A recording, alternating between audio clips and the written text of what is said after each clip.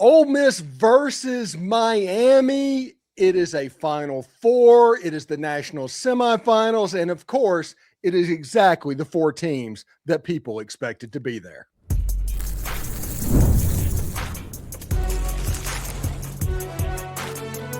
You are Locked On College Crossover, part of the Locked On Podcast Network. Your team every day. Good morning, sports fans. I am Stephen Willis from Locked On Ole Miss. He is Alex Donno from Locked On Canes. And Alex, man, on today's show, we're going to get to talk about all the storylines. Well, since I'm an Ole Miss podcast, it's probably not all the storylines, but we're going to talk about a lot of storylines. How you doing, bud? I'm doing great. And when it comes to storylines, Ole Miss has Miami beat. I will give you that, right? Because there's plenty going on around Miami. People thought they wouldn't even get to the playoff or shouldn't get to the playoff. And then here we both are in the Final Four. But I cannot compete with losing my head coach right before the playoffs and staff members right before the Final Four. Like, you have me beat there, Steven, in a lot of ways. It's absolutely good. We're gonna talk about that. We're gonna talk about past the victory. We're gonna talk about this game that, I mean, look at Locked On Canes people listening to this. If they win the game in the Fiesta Bowl, they get a home game for the national championship. There's so many storylines right now that we will talk about as it goes. Remember, we're free and available on all the podcast apps and on YouTube.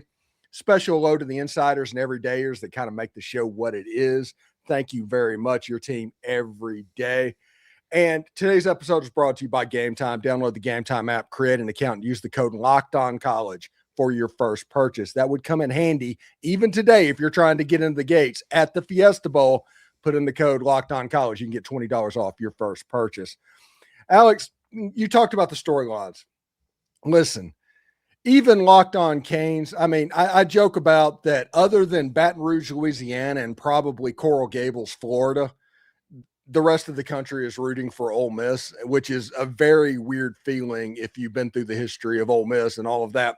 But this is a situation where the head coach literally left for a rival that you play a trophy with for, because he said on his way out the door that you could not do this.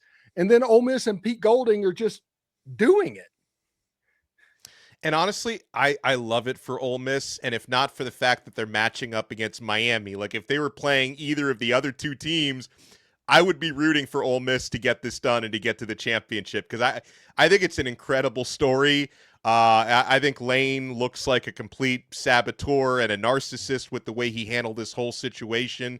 So it really is incredible. And like you mentioned, the part about, you know, people outside of Coral Gables and Baton Rouge rooting for Ole Miss. I think there's something about Miami fans and even Miami coaches and players.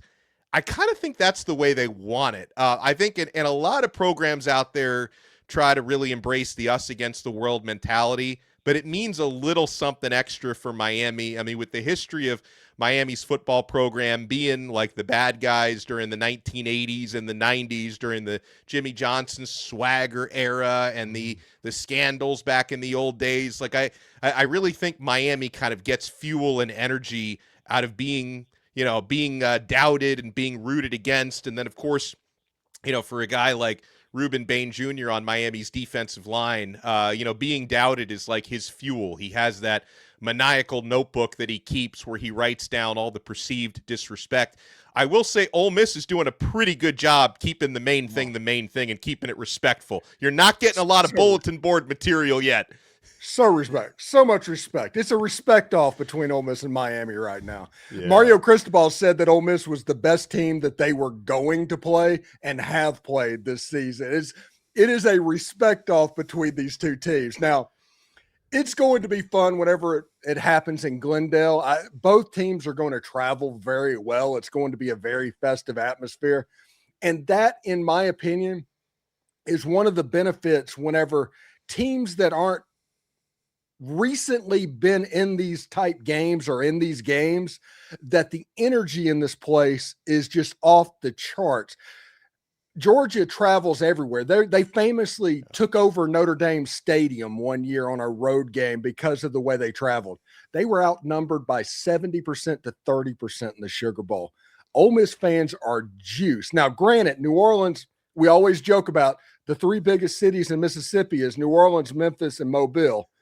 But we will say this. They're going to travel to Glendale, and if they make it to Miami, they're going to sell that puppy out. Yeah, I believe it. And, like you said about the energy, for both of these fan bases. And I think it catches people a little off guard with the Miami side because, of course, people always have the jokes about Miami, not selling out their own stadium and they don't have a lot of alumni. But Miami's been traveling really well. I think a lot of folks, Miami's a weird situation because it's a small private university and a lot of the alumni live all around the country. So they travel pretty well when they have big games and, playoff. Well, this is their first playoff, but when they have big, postseason situations, fans tend to travel well for that. I thought they did, they were outnumbered by Ohio State fans, of course, in the Cotton Bowl, but I thought it was more like a 70-30 or 60-40 Ohio State. Miami traveled pretty well for that. I would imagine they're going to travel well to Arizona, although the Fiesta Bowl brings back some awful memories from Miami. They're 0-2 all-time in Fiesta Bowls, famously the 1-2 against Ohio State. So they got their revenge against Ohio State last week. They haven't gotten their revenge against the Fiesta Bowl yet. So it's going to be like a haunted ground for Miami fans to step into. You got to wait for Penn State for that one. Vinny Testaverde's got to deal with that. Exactly. Oh, man, exactly. But, I expect both fan bases to be juiced because, like you said, they haven't experienced something like this in a long time. And also, just having these two schools match up, this hasn't happened since 1951, Miami versus Ole Miss. So it's always cool to face a school that you've never played before or haven't played in, generations in this case. Yeah, and there's two really funny facts going into this game. First of all, Pete Golding is tied for third all-time in the SEC in playoff wins. That's hilarious. Yes. And second of all, when Ole Miss won the baseball national championship in 2022, they had to beat Arizona in Miami to advance. Oh, yeah. And this time they have to beat Miami and Arizona to advance. So it's kind of like a Kennedy secretary was named Lincoln type thing. That's hilarious. Oh, man. And it's just something I know, like for Miami fans, this all feels like kind of a dream, Steven, to be even at this point. And it's not to say there's a feeling of playing with house money. I don't think it's that, because I think anytime you get a little farther than you think you're going to get, the expectations change. And if Miami is unsuccessful in this game, there's going to be plenty of disappointment. Like, no one's going to say, hey, we're glad we got there. I mean, Miami wants to win the whole thing now that they've gotten this far, but it really does feel surreal, to think going back to early December, folks, myself included, I was pretty pessimistic when I woke up on, the selection day. I didn't think Miami was going to get in. I thought they had a chance to get to the playoff, but I ultimately thought they were going to be the first team out. So, to get that opportunity and then to have the road that Miami has had, right? To have to go into College Station and beat Texas A&M in the opening round and then to have to beat the defending champs. It's crazy. And then I'll say for Ole Miss, I know obviously Tulane wasn't the toughest game to start out with, but they weren't supposed to beat Georgia, and they hung like 1,000,000 points on Tulane in that opening round, and they're doing all of this with all the staff changes and stuff. Like, it's really impressive, the resume that both the teams have put together to get here. Yeah, it's pretty interesting because last year was kind of supposed to be both of these teams' year. To where you were going to get to the playoffs, and Ole Miss pulled a 9-3 and didn't make it. I think Miami was somewhere around 10-2, didn't make it. They were both around 15th in the nation whenever the final rankings came out. And this year was supposed to be kind of a rebuilding mode for both sides. And they turned it in. Ole Miss returned 2 starters off of last year's team. And they were able to turn this around to the point where this team would beat last year's Ole Miss team, which was much more talented than this team. This team would beat last year's team by 2 touchdowns. That's amazing. Yeah. And for Miami, they had a generational offense last year. led by Cam Ward. But they had no D, Steven. I mean, they couldn't stop a nosebleed on defense last year. And then this year, Miami's offense is good. They're not what they were a season ago, but they're, able to, in the games that they've won this year, control the clock. In the games they've been successful, they haven't committed a lot of turnovers. Carson Beck has managed games very well, but it's been the defense that's carried them to this point. So it's really been a flip of the script, right? New defensive coordinator Corey Heatherman. And then, Miami's defensive line is having an incredible year with a lot of the same personnel, but that same personnel is healthy. Ruben Bane was injured for most of last year. Akeem Mesidor has had injury struggles. He's healthier than he's ever been this year, and they've been able to get after quarterbacks at a high level, and they play a lot more aggressive with their new defensive coordinator. So it's really, like you said, last year should have been Miami's year, but the defense let them down. It should have been an Ole Miss year as well. And then look at that. I thought heading into this season, it might be a little bit of a rebuilding year, but I guess for the big programs in college football in the transfer portal era, you don't really rebuild anymore. You reload. Yeah, absolutely. All right. When we come back, we will start talking about some of the players that you need to keep an eye on from each team in this ball game. Locked On Ole Miss, Locked On Canes, Stephen Willis, Alex Donno. We'll be right back right after this. Fridays feel different during basketball season, and FanDuel is making them even better. Every Friday night before the game tips off, FanDuel gives a new way to kick off the weekend with NBA Happy Hour. NBA Happy Hour is your official pregame. It's a limited time window where special offers can drop right inside the FanDuel app even before the action starts. I think it's Fridays from 6 to 7:30 Eastern time. They've become appointment television with NBA Happy Hour. Opening up the FanDuel app during Happy Hour always brings something new, either boosts or bonuses or surprises. It's easy to check out weekly specials before the tip-off and make a move before the window closes. The timing is perfect right before the game, right before the weekend starts. It adds extra energy to Friday night basketball without overthinking it. So before tip-off, check out the FanDuel app and see what's dropping during NBA Happy Hour every Friday from 6 to 7:30 Eastern time. You can bet on the college football semifinal games. Ole Miss is currently a 3.5-point dog to the Miami Hurricane. You're getting that beating the defending national championships bonus, I think, when it comes to the betting line a little bit. I think this game is almost a pick 'em. Is that kind of where you are at the moment, Alex? Yeah, 100%. I think this is going to be, especially with Ole Miss's offense, the toughest challenge Miami has faced. And in fact, I thought in some ways Georgia would have been a more favorable matchup for Miami just based on the style of play.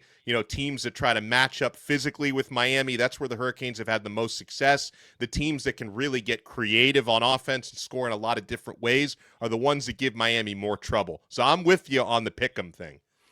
Yeah, and so check it out for the NBA Happy Hour. It's a little basketball, a little action, a whole lot of Friday energy. That's NBA Happy Hour only on FanDuel, the official sportsbook partner of the NBA. Hey, do us a favor, like and subscribe and comment on the video. Subscribe to the podcast on whichever audio podcatcher you're listening to it on, and give us a 5-star review. It costs absolutely nothing, but it helps keep all the lights on around here. So please do that. And thank you very much for making Locked On Ole Miss and Locked On Canes your first listen of the day. Thank you for making Locked On the #1 sports podcast network in the world, potentially. Donno just came from Italy. He's probably listening to Locked On podcast over there. I got recognized over there. It was by an American traveling, but I would say it still counts. A guy in Italy recognized me from Locked On Canes. I will call that worldwide reach. Yes.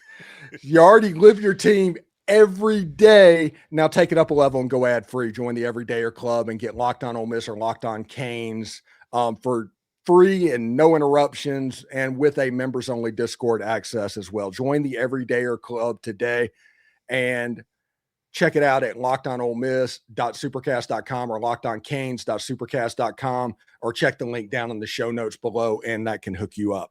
All right. One thing that's interesting to me, I think that Ole Miss has seen a defense like Miami more than Miami have seen an offense like Ole Miss. And what my theory is is Ole Miss saw the defensive line from Oklahoma, and that's a bunch of dudes. Those are some dudes.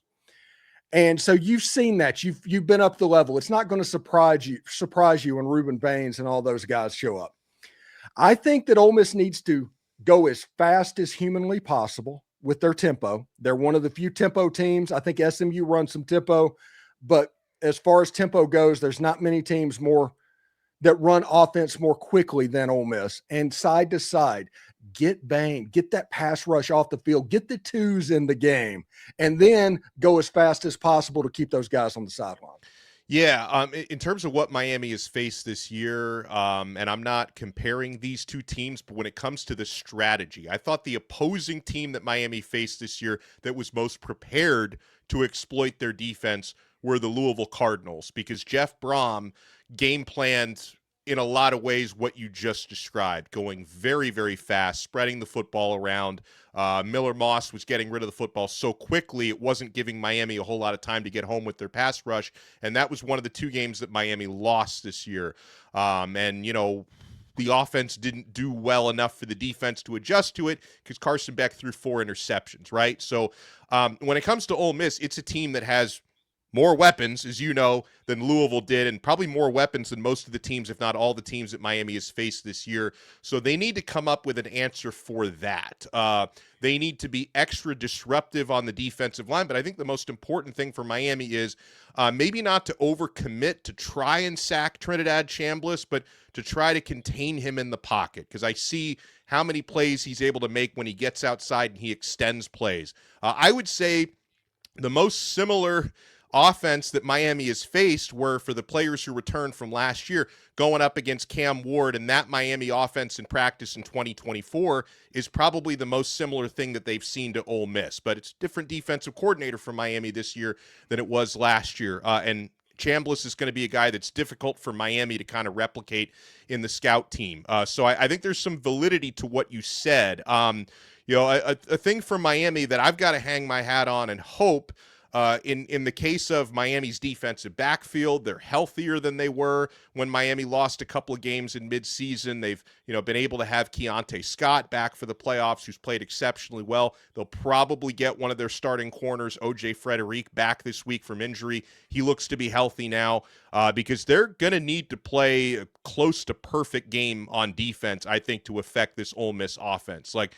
Miami's capable of playing at a very high level on defense, but they haven't faced an offense like this. I do think in the case of Miami's pass rush, Ole Miss has faced some good ones, like you mentioned, Oklahoma. I think Miami's probably a little bit more potent even than that, but we'll see if Ole Miss is up for the challenge. I think they very well might be. I think it's a tremendous strength-on-strength matchup, the Ole Miss offense against the Miami defense.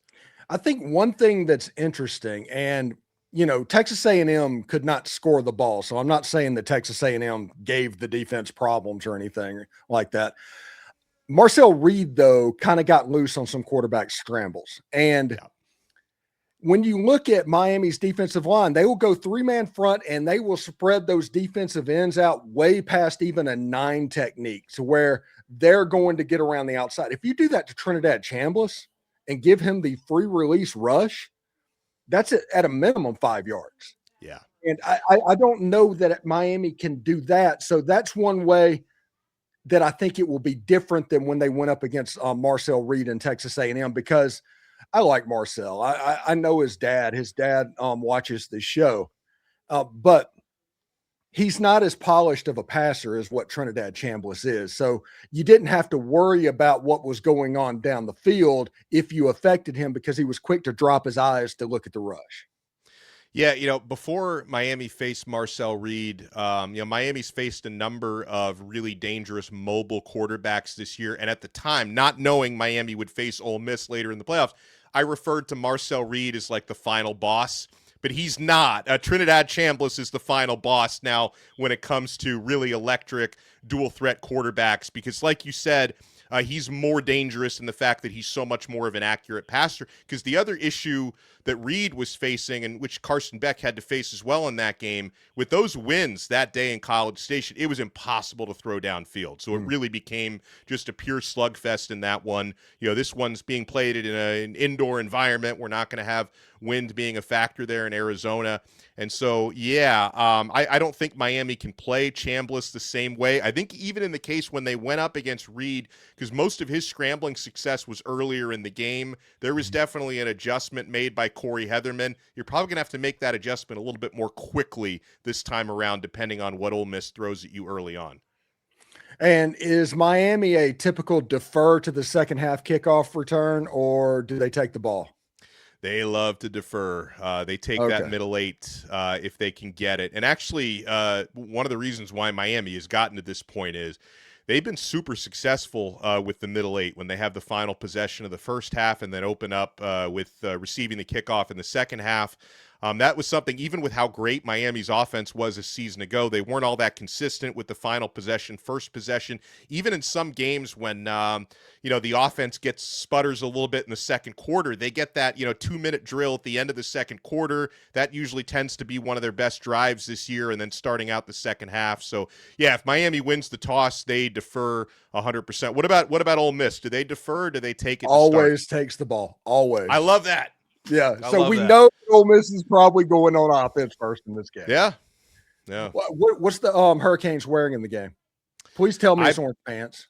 No, I believe they're going white on white again. Because that's I think Mario Cristobal's a little superstitious.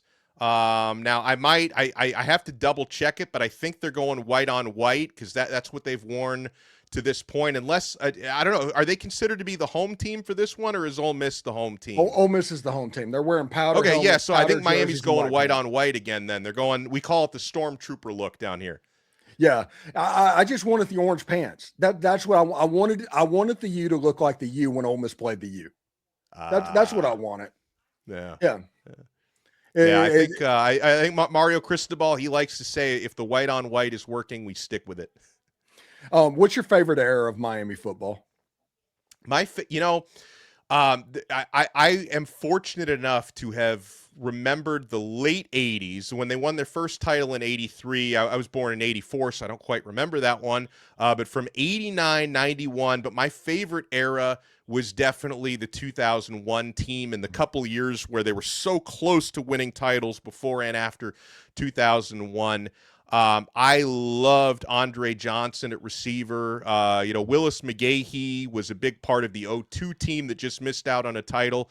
He was one of my favorites. Ken Dorsey I loved. And then you had Ed Reed in the back end of your defense, seemingly scoring a pick six in every single game. So for me, it was like the pocket of 2000, 2001, 2002. That was, for me, my favorite for Miami. Yeah, I remember my favorite Miami era is probably the Jimmy Johnson, Lou Holtz years, the late 80s. Oh my gosh. Yeah, that was tremendous. Yeah, the Steve Walsh and all of that going into Craig Erickson and this change over to Dennis. That was probably my favorite U era because, heck, at that point, Ole Miss was going, 4-6-1. You had to pick a team in the bowl game to kind of gravitate to, and mine was the U. That's something cool. That was fun, like those players. And I do think it's funny talking about the era that you watched, that Frank Gore was like a third or fourth string running back on that team. On the 01 team, and something like this would never happen in the transfer portal era, but Miami in one backfield had Clinton Portis, Willis McGahee, Frank Gore, and Najee Davenport all on the same team. And like you said, like Frank Gore got just a few carries that entire season, couldn't get on the field. They were moving Najee Davenport. They moved him to fullback so they could get two of their best backs on the field. It was, to be four deep like that with future NFL studs is just something that's tough to replicate these days.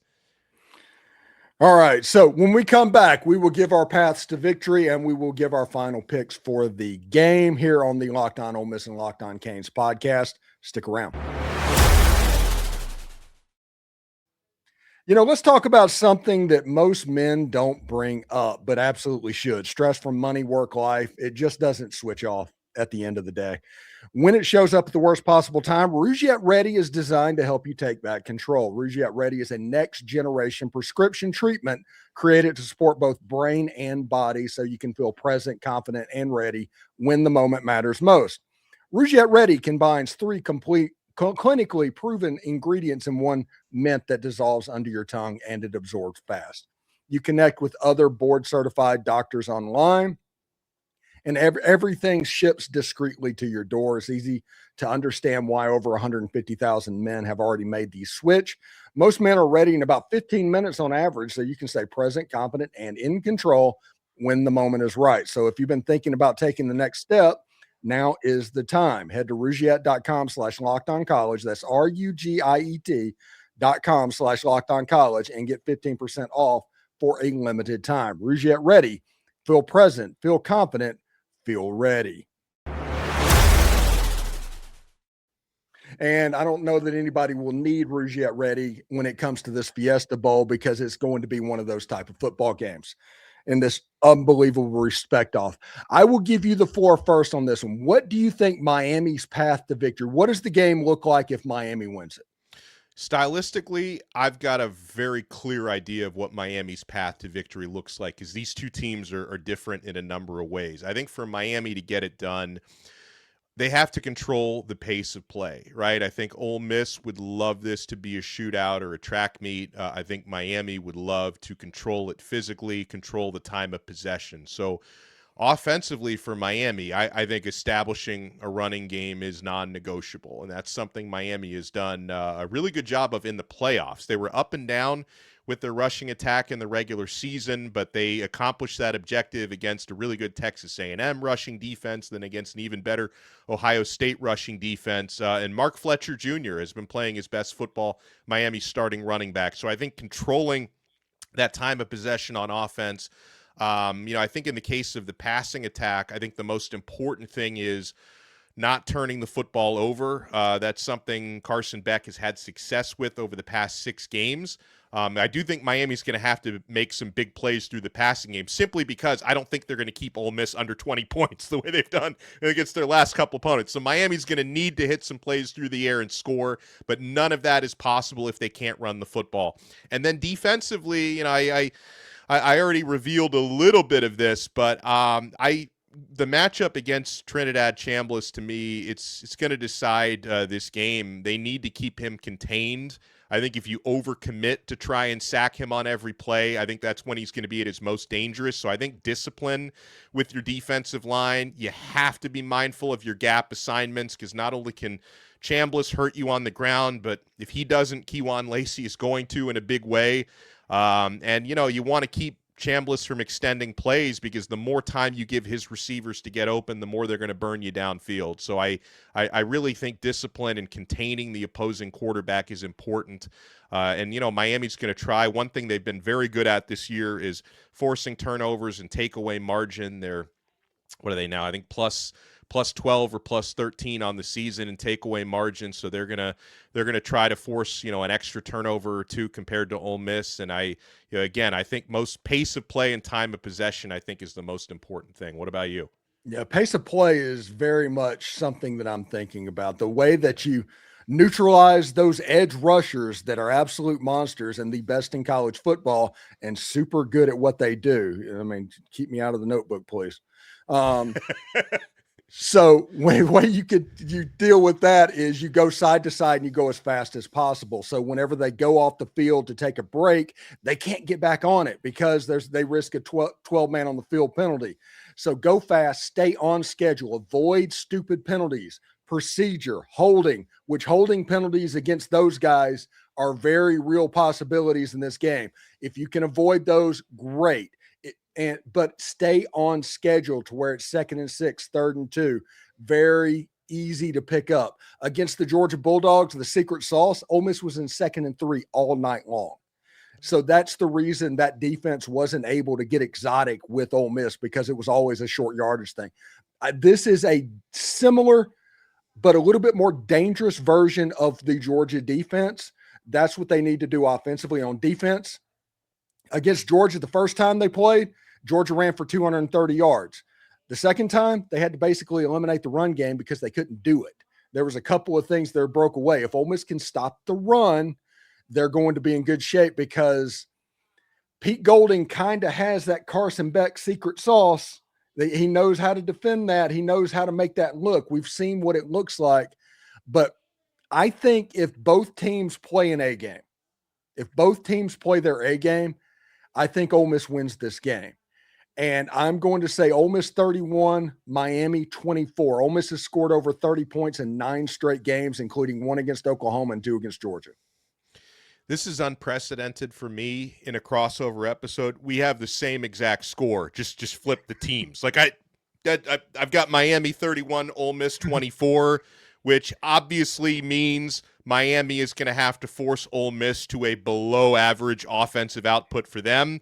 Ole Miss's defense scores over 37 points per game. Their offense scores over 37 points per game. Miami's defense gives up 13 points per game. So I'll meet you a little bit in the middle of that number. But yeah, I've got Miami 31-24. And again, that's contingent on a lot of the same stuff you said. Miami had penalty troubles during the regular season. They're going to try to keep those to a minimum, try to keep the turnovers to a minimum, force a takeaway or two. But yeah, I got the same score, just different team. Miami 31, Ole Miss 24. And one thing that nobody talks about before we get out of here, Ole Miss might have the best special teams left in the game. They have a field goal kicker that made 2 field goals over 55 yards in the Sugar Bowl. They have a punter that will be able to neutralize Malachi Toney because he basically directionally points it 50 yards and right out of bounds. He's really good. He's a 25-year-old Australian rules football player, and he's just really good at what he does. What do you got going on for the game, buddy?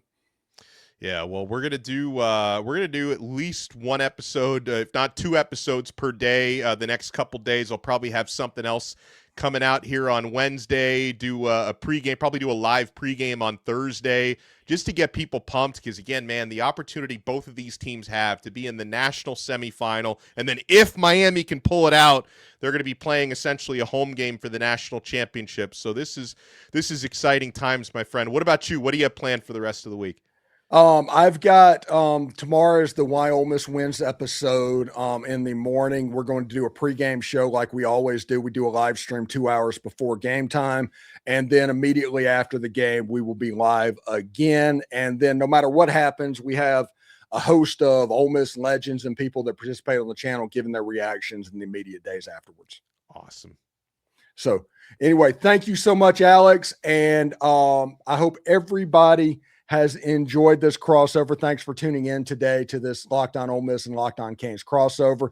Make sure you subscribe and follow whichever show so you can get all the episodes. Make sure you go to all of our social channels as well, because is Locked On Canes and Locked On Ole Miss a part of your Spotify Wrapped? You can go on any social channel, let the national office know, and they will send you a link for a free month of the Everydayer Club. That's like a free exclusive Discord that is ad-free and no interruption shows and other perks as well. I'm telling you, it is something you need to do. For all of you on video, we're going to send you on over to the 24/7 National Locked On channel. And of course, if you're on audio, find a second listen. Locked On ACC, Locked On SEC, Locked On College Football. All are fantastic options as we get ready for a great football game. Alex, enjoy the game. Best of luck. Hope nobody gets injured. Yep. And I hope Miami loses the game in horribly miserable fashion. I hope Ole Miss gets crushed, but best of luck to you, man. This is going to be a lot of fun. All right. Take care, bud. See ya.